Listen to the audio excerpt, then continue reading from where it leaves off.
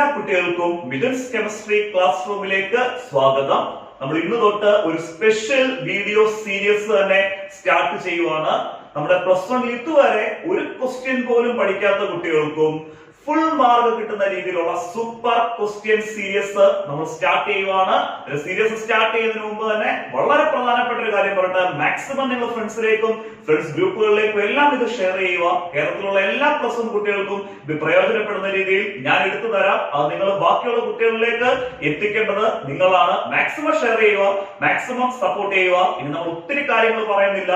നമ്മൾ ഈ സീരീസിനെ പറ്റി ആദ്യം ഒന്ന് പറഞ്ഞോട്ട്, നമ്മൾ 2 യൂണിറ്റുകൾ ഓരോ വീഡിയോസിലും നമ്മൾ 2 യൂണിറ്റിനെ ബേസ് ചെയ്ത് എക്സാമിനേഷന് 100% ചോദിക്കുന്ന ക്വസ്റ്റ്യൻസ് നിങ്ങൾക്ക് എക്സ്പ്ലെയിൻ ചെയ്തു തരും.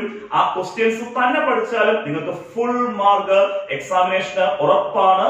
നമ്മൾ ഇന്ന് എടുക്കുന്ന വീഡിയോ സീരീസിനകത്തുള്ള ഫസ്റ്റ് ക്ലാസ് ആണ്, സൂപ്പർ ക്വസ്റ്റ്യൻ സീരീസിനകത്തുള്ള ഫസ്റ്റ് ക്ലാസ് ആണ് നമ്മൾ ഇന്ന് എടുക്കുന്നത്. ഫസ്റ്റ് ക്ലാസ്സിനകത്ത് നമ്മൾ ആദ്യത്തെ 2 unit, first unit some basic concept of കെമിസ്ട്രിയുടെയും സെക്കൻഡ് യൂണിറ്റ് സ്ട്രക്ചർ ഓഫ് ആറ്റത്തിന്റെയും ക്വസ്റ്റ്യൻസ് ആണ്, ഇമ്പോർട്ടന്റ് ക്വസ്റ്റ്യൻസ് ആണ് തരുന്നത്. ഈ ക്വസ്റ്റ്യൻ സീരീസ് ഉപയോഗിച്ച് നിങ്ങൾ പഠിക്കേണ്ടത് എങ്ങനെയാണെന്ന് പറയാം. നമ്മുടെ ഓരോ യൂണിറ്റിന്റെയും ക്വസ്റ്റ്യൻസ് തരുമ്പോൾ ആ യൂണിറ്റിന്റെ ക്വസ്റ്റ്യൻസ് നമ്മൾ എക്സ്പ്ലെയിൻ ചെയ്യുന്നത് കേൾക്കുക. അത് കഴിഞ്ഞിട്ട് നമ്മുടെ ചാനൽ പേജിൽ ആ യൂണിറ്റിന്റെ തന്നെ പ്ലേലിസ്റ്റ്, എല്ലാ യൂണിറ്റിന്റെയും പ്ലേലിസ്റ്റ് ഞാൻ കൊടുത്തിട്ടുണ്ട്. ആ പ്ലേലിസ്റ്റിൽ നിന്ന് ആ ക്ലാസ്സുകൾ, ആ ക്വസ്റ്റ്യൻസിനെ ബേസ് ചെയ്തുള്ള ക്ലാസ്സുകൾ കാണുക, നോട്ട്സ് വെച്ച് പഠിക്കുക. അങ്ങനെ സിമ്പിൾ ആയിട്ട് നിങ്ങൾ എക്സാമിനേഷന് പോകുന്നതിന് മുമ്പ് ഈ 14 യൂണിറ്റിന്റെയും സൂപ്പർ ക്വസ്റ്റ്യൻ സീരീസ് നമ്മൾ തന്നിരിക്കും. അത് പഠിച്ചുകൊണ്ട് പോവുക. കെമിസ്ട്രിക്ക് ഫുൾ മാർക്ക്, അതായത് നമുക്ക് 60 മാർക്ക് കിട്ടാനുള്ള എല്ലാ കാര്യങ്ങളും ഈ ക്വസ്റ്റ്യൻ സീരീസിലുണ്ട്. ഇനി അധികം സമയം കളയുന്നില്ല, നമുക്ക് first unit some basic concept of chemistry super question സീരീസിലേക്ക് പോകാം.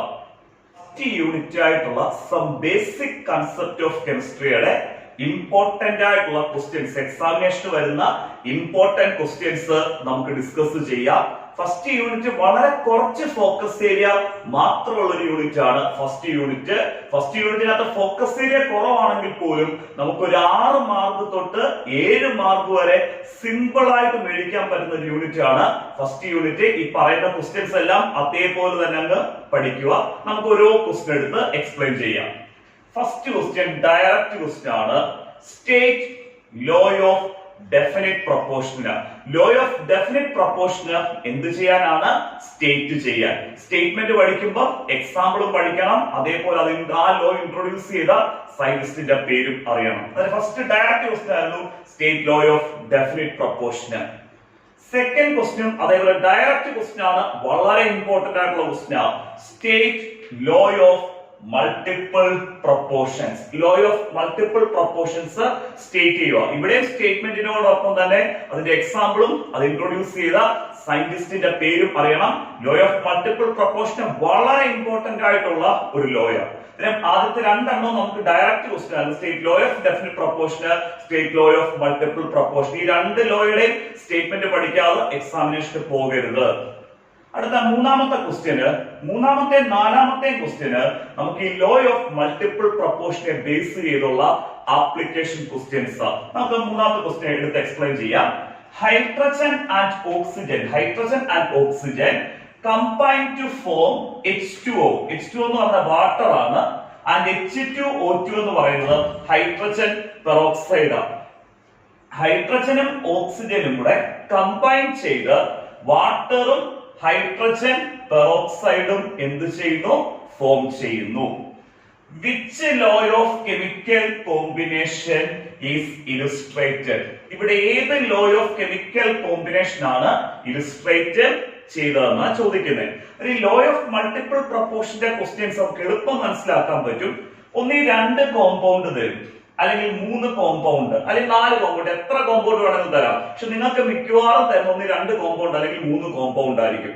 ആ തന്നിരിക്കുന്ന കോമ്പൗണ്ടിനകത്തുള്ള എലമെന്റ്സ് സെയിം ആണെങ്കിൽ ഉറപ്പായിട്ടും ആ കോമ്പൗണ്ട്സ് ഫോം ചെയ്തിരിക്കുന്നത് ലോ ഓഫ് മൾട്ടിപ്പിൾ പ്രൊപ്പോർഷനെ ബേസ് ചെയ്തായിരിക്കും. ഇവിടെ നോക്കി, വാട്ടറിനകത്തുള്ള എലമെന്റ്സ് ആരൊക്കെയാ? ഹൈഡ്രജനും ഓക്സിജനും ആണല്ലോ.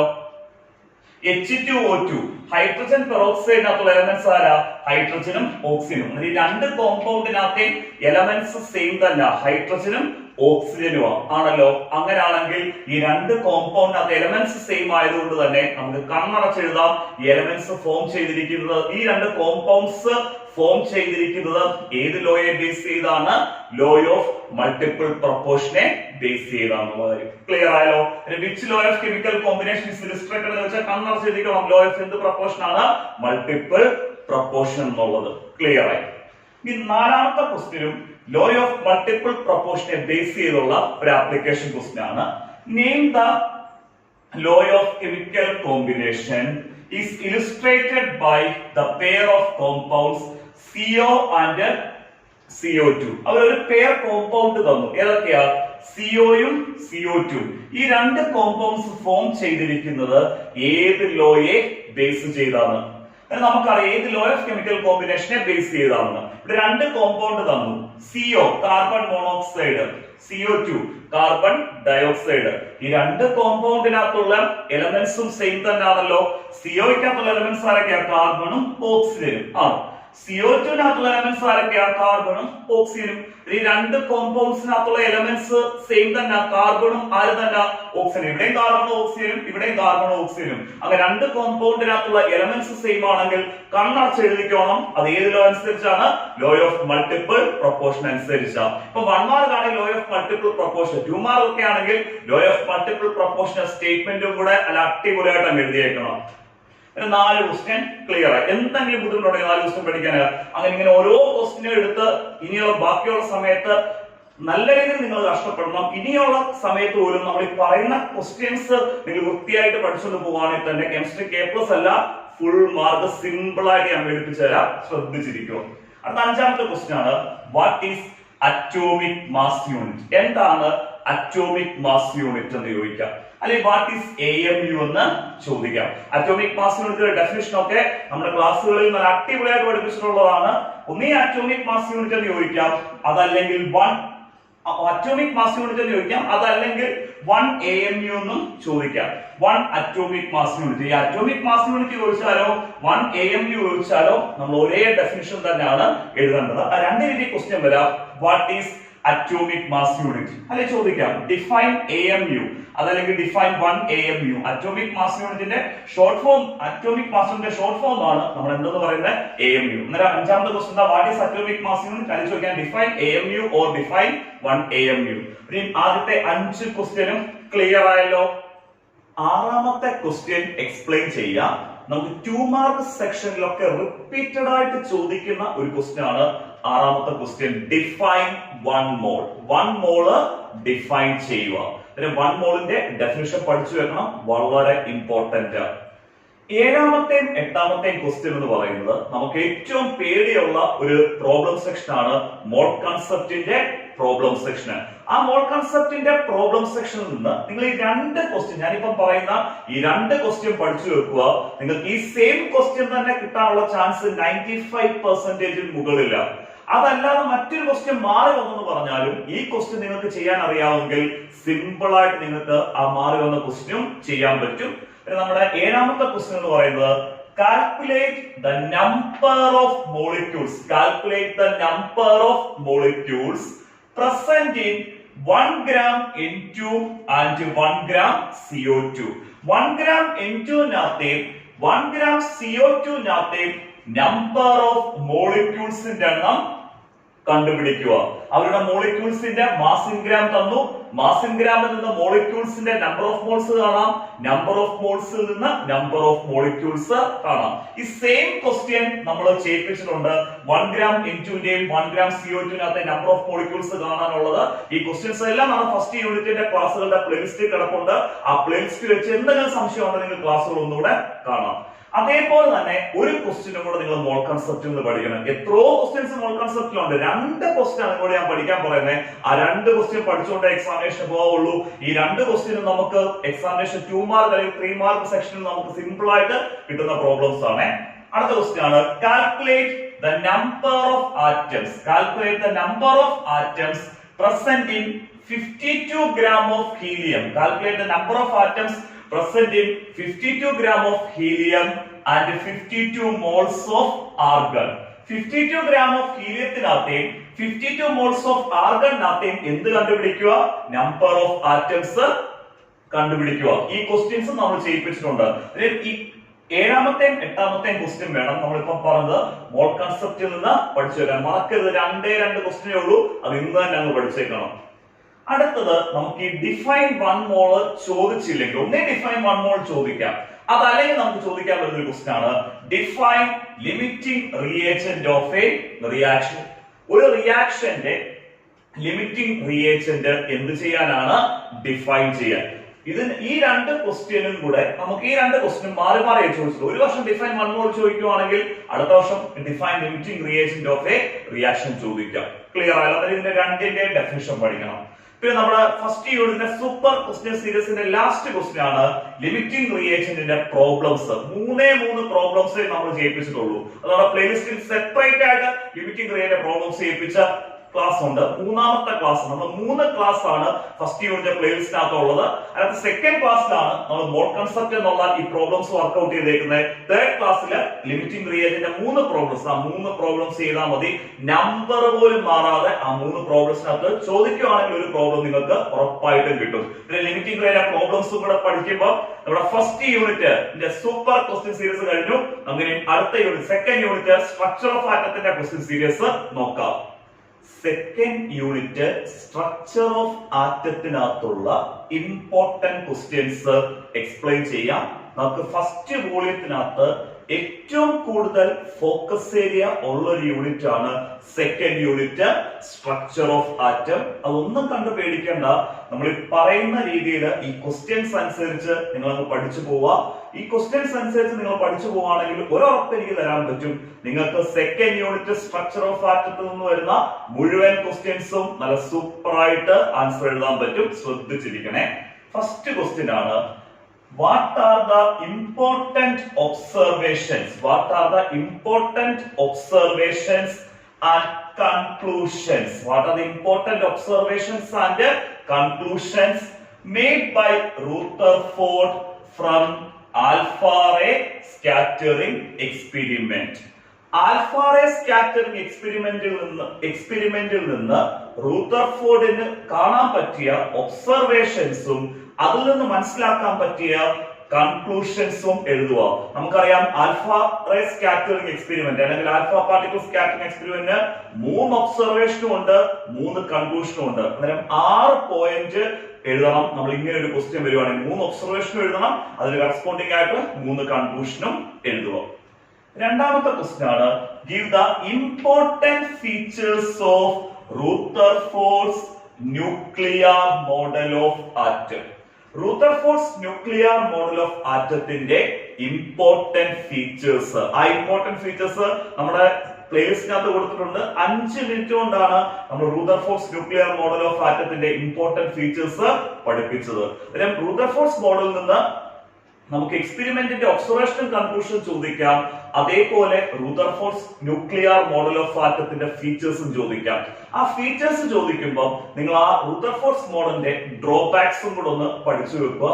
ഡ്രോബാക്സ് വളരെ സിമ്പിൾ ആയിട്ട് ഒരു 3 പോയിന്റേ ഉള്ളൂ. ആ ഡ്രോബാക്സ് വായിച്ചു വെച്ചാൽ തന്നെ നിങ്ങൾക്ക് അത് ഡ്രോബാക്സ് എങ്ങനെ ചോദിക്കുവാണെങ്കിലും എഴുതാൻ പറ്റും. അത് ക്ലിയർ ആയി.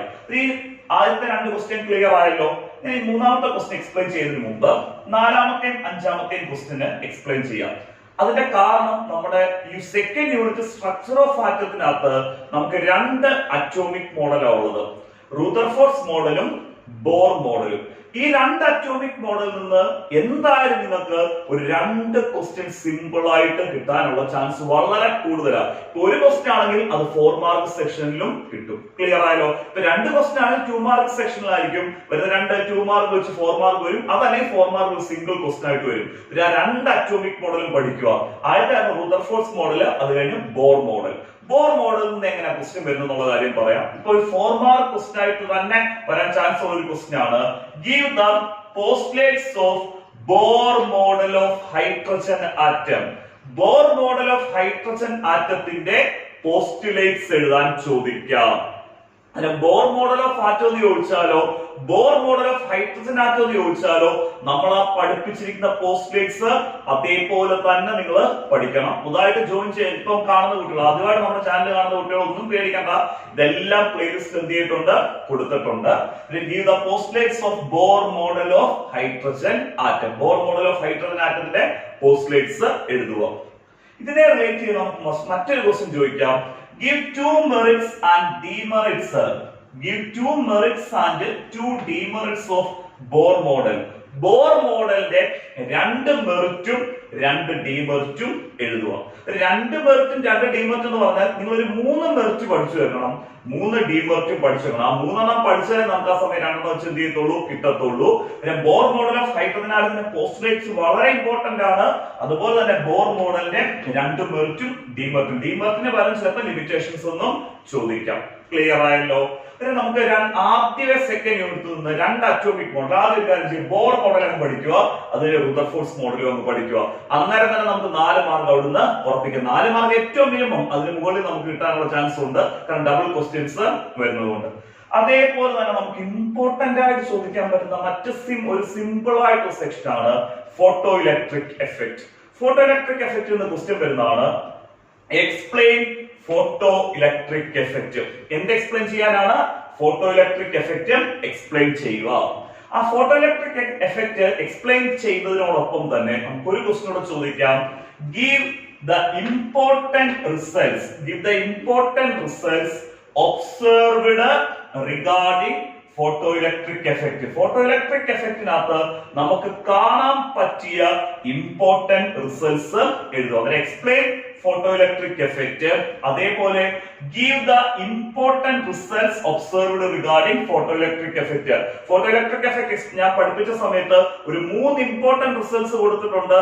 ആ 3 ഇമ്പോർട്ടന്റ് റിസൾട്ട്സും പഠിക്കണം. എന്നിട്ട് നമ്മൾ ആദ്യത്തെ 5 ക്വസ്റ്റിനകത്ത് നമ്മൾ പറഞ്ഞേക്കുന്ന റുദർഫോർഡ് മോഡല്, ബോർ മോഡല്, പിന്നെ ഫോട്ടോ ഇലക്ട്രിക് എഫക്റ്റിനെ റിലേറ്റ് ചെയ്തുള്ള ക്വസ്റ്റ്യൻസ്. ഇത് വളരെ ഇമ്പോർട്ടന്റ് സെക്ഷൻ ആണ്, ഈ 3 സെക്ഷനും. 6ാമത്തെ ക്വസ്റ്റ്യന് എക്സ്പ്ലെയിൻ ചെയ്യാം. 6ാമത്തെ ക്വസ്റ്റ്യനും 7ാമത്തെ ക്വസ്റ്റ്യനും നമ്മുടെ ഹൈഡ്രജൻ സ്പെക്ട്രത്തിനെ റിലേറ്റ് ചെയ്തുള്ള ക്വസ്റ്റ്യൻസ് ആണ്. 6ാമത്തെ ക്വസ്റ്റ്യൻ നമ്മളോട് ചോദിച്ചിരിക്കുന്നത് name the 5 spectral series. Name the 5 spectral series in hydrogen spectrum. Hydrogen സ്പെക്ട്രത്തിനകത്തുള്ള 5 സ്പെക്ട്രൽ സീരീസിന്റെ പേര് എഴുതുക. ആ പേരൊക്കെ അടിപൊളിയായിട്ട് നമ്മൾ പഠിപ്പിച്ചിട്ടുള്ളതാണ്. And give their region in the electromagnetic spectrum. അതായത് ഓരോ സ്പെക്ട്രൽ സീരീസും ഇലക്ട്രോമാഗ്നറ്റിക് സ്പെക്ട്രത്തിനകത്ത് പ്രസന്റ് ചെയ്യുന്ന എന്തു എഴുതുക, റീജിയനും എഴുതുക. നമ്മുടെ ഹൈഡ്രജൻ സ്പെക്ട്രത്തിൽ നിന്ന് ഏത് ക്വസ്റ്റ്യൻ വന്നാലും നമുക്ക് കോമൺ ആയിട്ട് എഴുതാൻ പറ്റുന്നതാണ് ഹൈഡ്രജൻ സ്പെക്ട്രത്തിനകത്തുള്ള 5 സ്പെക്ട്രൽ സീരീസിന്റെ പേര്. അതിനോടൊപ്പം തന്നെ അത് പ്രസന്റ് ചെയ്യുന്ന ഇലക്ട്രോമാഗ്നറ്റിക് സ്പെക്ട്രത്തിനകത്തുള്ള റീജിയനും എഴുതുക. ഫുൾ മാർക്ക് കിട്ടും, ഒന്നും പേടിക്കണ്ട. അടുത്ത ക്വസ്റ്റ്യൻ ആണ്. അടുത്ത ക്വസ്റ്റ്യനും ഹൈഡ്രജൻ സ്പെക്ട്രത്തിനെ റിലേറ്റ് ചെയ്തുള്ള ഒരു ക്വസ്റ്റ്യൻ ആണ്. Write an equation to find. Write an equation to find the wave number of spectral lines in hydrogen spectrum. Hydrogen സ്പെക്ട്രത്തിനകത്തുള്ള സ്പെക്ട്രൽ ലൈൻസിന്റെ വേവ് നമ്പർ കണ്ടുപിടിക്കാനുള്ള ഇക്വേഷൻ എഴുതുക. ഹൈഡ്രജൻ സ്പെക്ട്രത്തിനകത്തുള്ള സ്പെക്ട്രൽ ലൈൻസിന്റെ വേവ് നമ്പർ കണ്ടുപിടിക്കാനുള്ള ഇക്വേഷൻ ആണ് റിഡ്ബർഗ് ഇക്വേഷൻ. എന്ത് equation ആണ്? Rydberg equation. റിഡ്ബർഗ് ഇക്വേഷൻ ഉപയോഗിച്ച് നമുക്ക് ഹൈഡ്രജൻ സ്പെക്ട്രത്തിനകത്തുള്ള സ്പെക്ട്രൽ ലൈൻസിന്റെ എന്ത് കണ്ടുപിടിക്കാം? വേവ് നമ്പർ കണ്ടുപിടിക്കാം. അടുത്ത ക്വസ്റ്റ്യൻ ആണ് സ്റ്റേറ്റ് ഹൈസൻബർഗ് അൺസർട്ടനിറ്റി പ്രിൻസിപ്പിൾ. എന്ത് സ്റ്റേറ്റ് ചെയ്യുക? ഹൈസൻബർഗ് അൺസർട്ടനിറ്റി പ്രിൻസിപ്പിൾ സ്റ്റേറ്റ് ചെയ്യുക. Give the mathematical representation. Heisenberg uncertainty പ്രിൻസിപ്പിളിന്റെ സ്റ്റേറ്റ്മെന്റും പഠിക്കണം, അതേപോലെ തന്നെ മാത്തമാറ്റിക്കൽ റെപ്രസെന്റേഷൻ, അതായത് ആ മാത്തമാറ്റിക്കൽ ഇക്വേഷനും പഠിക്കുക. ഡയറക്റ്റ് ആയിട്ട് പരീക്ഷയ്ക്ക് മാത്തമാറ്റിക്കൽ റെപ്രസെന്റേഷൻ മാത്രം ചോദിച്ചിട്ടുണ്ട്. അതുകൂടാതെ ഹൈസൻബർഗ് അൺസർട്ടനിറ്റി പ്രിൻസിപ്പിളിന്റെ സ്റ്റേറ്റ്മെന്റും ചോദിച്ചിട്ടുണ്ട്. ഒരു സ്റ്റേറ്റ്മെന്റും മാത്തമാറ്റിക്കൽ റെപ്രസെന്റേഷനും പഠിക്കുമ്പോൾ ഹൈസൻബർഗ് അൺസർട്ടനിറ്റി പ്രിൻസിപ്പിളിന്റെ 3 സിഗ്നിഫിക്കൻസ് ഞാൻ പഠിപ്പിച്ചിട്ടുണ്ട്. ഒരു 2 സിഗ്നിഫിക്കൻസ് എങ്കിലും ഹൈസൻബർഗ് അൺസർട്ടനിറ്റി പ്രിൻസിപ്പിളിന്റെ കൂടെ പഠിച്ചു വെക്കണം. സ്റ്റേറ്റ്മെന്റും ഈ മാത്തമാറ്റിക്കൽ ഇക്വേഷനാണ് ഇമ്പോർട്ടന്റ്. അതിനോടൊപ്പം തന്നെ ഒരു 2 പോയിന്റേ ഉള്ളൂ അൺസർട്ടനിറ്റി പ്രിൻസിപ്പിളിന്റെ സിഗ്നിഫിക്കൻസ്. ആ 2 പോയിന്റും കൂടെ പഠിക്കുക. ക്ലിയർ ആയല്ലോ? അത് കഴിഞ്ഞ് 9ാമത് നമ്മൾ പറഞ്ഞിരിക്കുന്ന ക്വസ്റ്റ്യൻ ആണ് state dual behaviour of matter. മാറ്ററിന്റെ ഡ്യുവൽ ബിഹേവിയർ സ്റ്റേറ്റ് ചെയ്യുക. അതിനോടൊപ്പം തന്നെ മാറ്ററിന്റെ ഡ്യുവൽ ബിഹേവിയർ സ്റ്റേറ്റ് ചെയ്യാൻ ചോദിച്ചു കഴിഞ്ഞാൽ അവരെടുത്ത് പറഞ്ഞില്ലെങ്കിൽ പോലും എന്ത് ഇക്വേഷനും നമ്മൾ എഴുതിയിരിക്കണം? ഡി ബ്രോഗ്ലി ഇക്വേഷനും കൂടെ എഴുതും. നമ്മുടെ 9ാമത്തെ ക്വസ്റ്റ്യൻ നമ്മൾ കൊടുത്തേക്കുന്നത് state dual behaviour of matter. മാറ്ററിന്റെ ഡ്യുവൽ ബിഹേവിയർ സ്റ്റേറ്റ് ചെയ്യുക. ഗീവ് ഡി ബ്രോഗ്ലി ഇക്വേഷൻ എന്നാണ് ഞാൻ കൊടുത്തേക്കുന്നത്. ഇപ്പം state dual behaviour of matter എന്ന് മാത്രമാണെങ്കിൽ പോലും dual behaviour of matter explain ചെയ്യുമ്പോൾ അതിനകത്ത് നമ്മൾ എന്ത് ഇക്വേഷൻ കൊടുക്കണം? ഡി ബ്രോഗ്ലി ഇക്വേഷൻ കൊടുക്കണം. അടുത്ത ക്വസ്റ്റ്യൻ നോക്കാം. നമുക്കൊരു 4 മാർക്ക് സെക്ഷനിൽ റിപ്പീറ്റഡ് ആയിട്ട് ചോദിക്കുന്ന ഒരു ക്വസ്റ്റ്യൻ ആണ് define quantum number. Quantum number define ചെയ്യുക. അതേപോലെ തന്നെ explain the different quantum numbers. ഇത് 4 മാർക്ക് സെക്ഷനിൽ റിപ്പീറ്റഡ് ആയിട്ട് ചോദിക്കുന്ന ഒരു ക്വസ്റ്റ്യൻ ആണ്. എന്താണ് ക്വാണ്ടം നമ്പർ എന്ന് എഴുതുക. അതേപോലെ ഡിഫറന്റ് ക്വാണ്ടം നമ്പേഴ്സ് എക്സ്പ്ലെയിൻ ചെയ്യുക. ഇങ്ങനെ ക്വസ്റ്റ്യൻ വന്നു കഴിഞ്ഞാൽ നമ്മൾ ആദ്യം ക്വാണ്ടം നമ്പറിന്റെ ഡെഫിനിഷൻ കൊടുക്കണം. അതേപോലെ 4 ക്വാണ്ടം നമ്പർ ഉണ്ട്. ആ 4 ക്വാണ്ടം നമ്പറിന്റെ പേര് കൊടുക്കുക. പിന്നെ ഓരോ ക്വാണ്ടം നമ്പറിനെ പറ്റി ഇമ്പോർട്ടന്റ് ആയിട്ടുള്ള 1-2 പോയിന്റ്, അതായത് ആ ക്വാണ്ടം നമ്പേഴ്സ് എന്താണ് നമുക്ക് പറഞ്ഞു തരുന്നത് എന്നുള്ള ഇമ്പോർട്ടന്റ് ആയിട്ടുള്ള 1-2 പോയിന്റ്സ് എഴുതി കഴിഞ്ഞാൽ പോലും നിങ്ങൾക്ക് ഫുൾ മാർക്ക് കിട്ടും. ക്വാണ്ടം നമ്പേഴ്സ് ഒക്കെ നമ്മൾ ഡീറ്റെയിൽ ആയിട്ട് എടുത്ത സെക്ഷൻ ആണ്. ഡിഫൈൻ, അതിനെ ക്വസ്റ്റ്യൻ മറക്കരുത്. Define quantum number. എന്താണ് ക്വാണ്ടം നമ്പർ എന്ന് ഡിഫൈൻ ചെയ്യുക.